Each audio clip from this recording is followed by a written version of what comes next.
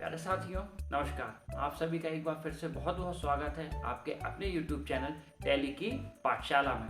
दोस्तों, यह voucher entry का पार्ट 2 है। इसके पहले वाला मेरा जो वीडियो था वो वाउचर एंट्री का पार्ट 1 था। यदि आप लोगों ने वह वीडियो नहीं देखा हो तो मैं आई बटन पर लिंक दे देता हूँ, आप लोग ज़रूर उस वीडियो को देख लें। चलिए शुरू करते हैं हम अपना आज का वीडियो। लेकिन वीडियो शुरू करने से पहले आप सभी से एक छोटा सा निवेदन है कि आप सभी इस वीडियो को लाइक और शेयर जरूर करें और साथ ही साथ चैनल को सब्सक्राइब भी करें। तो चलिए शुरू करते हैं आज का वीडियो, वाउचर एंट्री पार्ट 2। चलिए अब हम शुरू करते हैं आज का वीडियो। आज के वीडियो है वाउचर एंट्री पार्ट 2। इसमें हम सीखेंगे F7, F8, F9 और F10 वाउचर की के बारे में।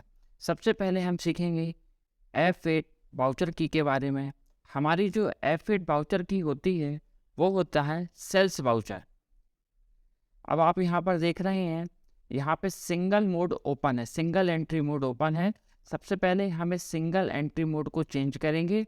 इसके लिए देखिए यहाँ पर ये ऑप्शन दिया रहता है, मैंने आपको बताया हुआ है चेंज मोड। इस ऑप्शन पे क्लिक करेंगे और यहाँ पर आके आप इसको सिलेक्ट कर लेंगे एज वाउचर। अभी हम अकाउंटिंग इनवॉइस यूज़ नहीं करेंगे, एज वाउचर यूज़ करेंगे, क्योंकि अभी हम इन्वेंट्री का यूज़ नहीं कर रहे हैं। हम एज वाउचर को ओपन करेंगे। अब यहाँ पर आके हम सेल्स रिलेटेड एंट्री को करेंगे। सेल्स मतलब विक्रय। हम जब भी माल बेचेंगे, माल आप नकद बेचें या उधार बेचें, उसकी एंट्री हम F8 सेल्स वाउचर से करते हैं। तो यहाँ पर हम एक सेल्स की एंट्री करते हैं कि हमने राम कुमार को माल बेचा। तो हमने यहाँ पर अभी राम कुमार के अकाउंट को सेलेक्ट किया। यहाँ पे ये सारी इन्फॉर्मेशन आपको देनी होती है, डिलीवरी नोट, ये सारी डिटेल्स आप यहाँ पर चेक लिख सकते हैं। उसके बाद ये सारी डिटेल देने के बाद अपन आगे बढ़ेंगे। कितने का माल बेचा? 5,000 रुपये का। ऑन अकाउंट ले लेते हैं इनको हम, और हमने इनको माल बेचा तो राम कुमार अकाउंट डेबिट और सेल्स अकाउंट हमारा क्रेडिट हो जाएगा।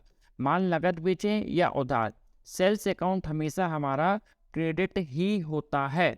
इस बात का हमको विशेष रूप से ध्यान रखना है। F8 सेल्स वाउचर में ये एक सिंपल एंट्री होती है माल विक्रय करने की। यदि आप कोई भी सेल कर रहे हैं तो उसकी एंट्री F8 सेल्स वाउचर से हम करते हैं। ये देखिए, ये हमने F8 सेल्स वाउचर से एक एंट्री कर दी। अब आते हैं अपन F9, ये होता है परचेस वाउचर। अभी देखिए यहाँ पर मोड किस तरह का ओपन है, इनवॉइस मोड। हमको अभी फिलहाल इसको चेंज करना पड़ेगा वाउचर मोड में। तो हम यहाँ पे एज वाउचर सेलेक्ट कर लेते हैं। अब यहाँ पर सबसे पहले सप्लायर इनवॉइस नंबर जो होता है वो हम देते हैं, डेट देते हैं। उसके बाद अब अपन माल खरीदेंगे। जब भी हम परचेसिंग करते हैं दुकान के लिए, जब भी हम माल खरीदते हैं, देखिए परचेसिंग अलग अलग होती है। यदि आप घर में परचेसिंग करते हैं तो वो परचेसिंग आप अपने पर्सनल यूज़ के लिए करते हैं। लेकिन दुकान में जब आप परचेसिंग करते हैं उसका उपयोग होता है कि आप उस माल का विक्रय करेंगे, तो उसको हम परचेस करना कहते हैं। ठीक है, नॉर्मली घर में जब आप परचेसिंग करते हैं तो उसको अपन शॉपिंग भी कहते हैं, लेकिन यहाँ पर आप जो माल खरीदेंगे उसको हम परचेस करना कहते हैं। तो अब यहाँ पर आप परचेस करेंगे तो इसके लिए हम एंट्री क्या करेंगे। मान लीजिए आपने प्रमोद कुमार से 5,000 का माल खरीदा, तो इसकी एंट्री क्या होगी? Purchase account debit, Pramod Kumar account credit. जब भी आप माल खरीदते हैं, माल नगद खरीदें या उधार खरीदें, परचेस अकाउंट हमेशा डेबिट ही होता है। ये बात आपको विशेष रूप से याद रखनी है जब आप माल खरीदते हैं तब। तो हमने क्या किया, सबसे पहले प्रमोद कुमार के अकाउंट को हमने क्रिएट कर दिया, ये सारी डिटेल्स फिल कर दी हमने। 5,000 रुपये का माल खरीदा,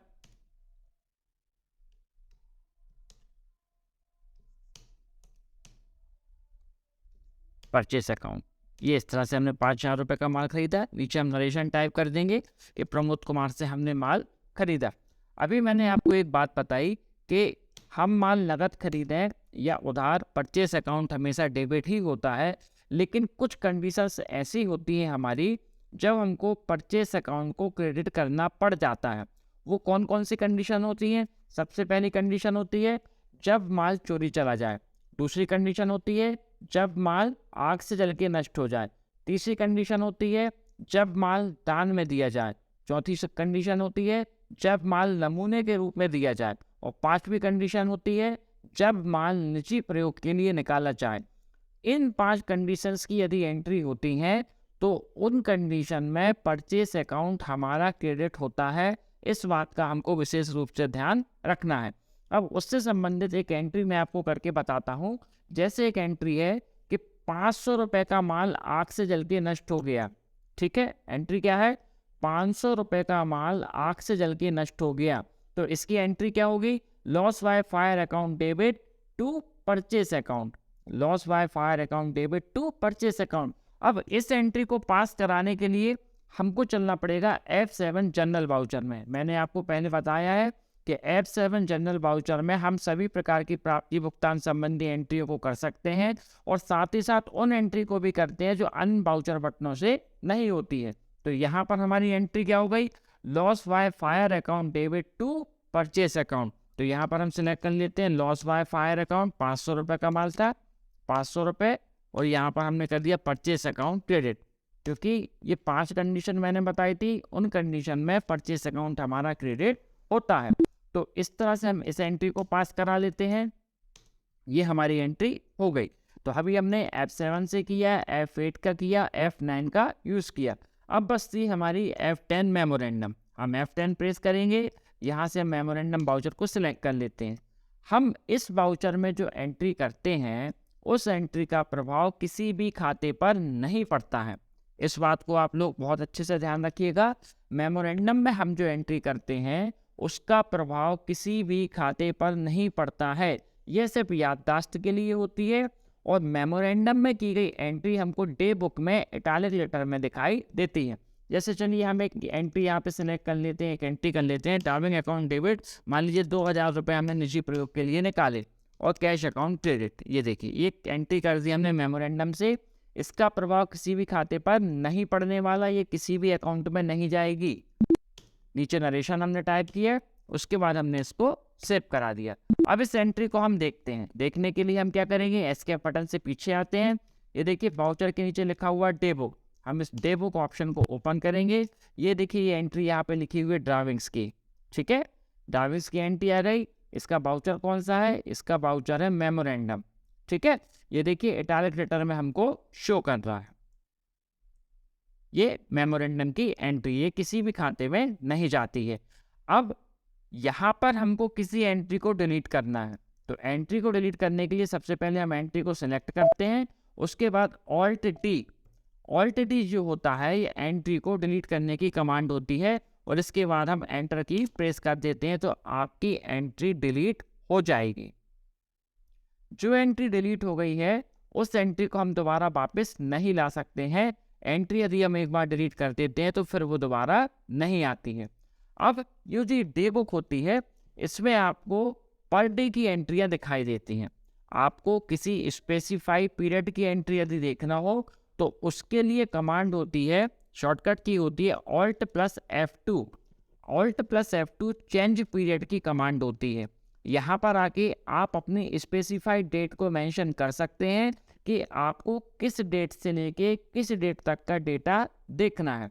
वो डेट देने के बाद आप एंटर कर दीजिए। उस स्पेसिफाइड पीरियड का डेटा आपके सामने, उस स्पेसिफाइड पीरियड की एंट्री आपके सामने आ जाएंगी। ठीक है, तो अभी हमने F7, F8, F9 और F10 मेमोरेंडम वाउचर के बारे में जाना। दोस्तों आज का वीडियो था वाउचर एंट्री पार्ट 2। आशा करता हूँ आज का वीडियो आप लोगों को अच्छा और ज्ञानवर्धक जरूर लगा होगा। आने वाले वीडियो में हम सीखेंगे डेबिट और क्रेडिट नोट के बारे में। ये दोनों चीज़ें बहुत ही महत्वपूर्ण होती हैं टैली में, डेबिट नोट और क्रेडिट नोट। ये दोनों चीज़ें हम सीखेंगे अगले वीडियो में। तब तक के लिए आप सभी स्वस्थ रहें, मस्त रहें। नमस्कार।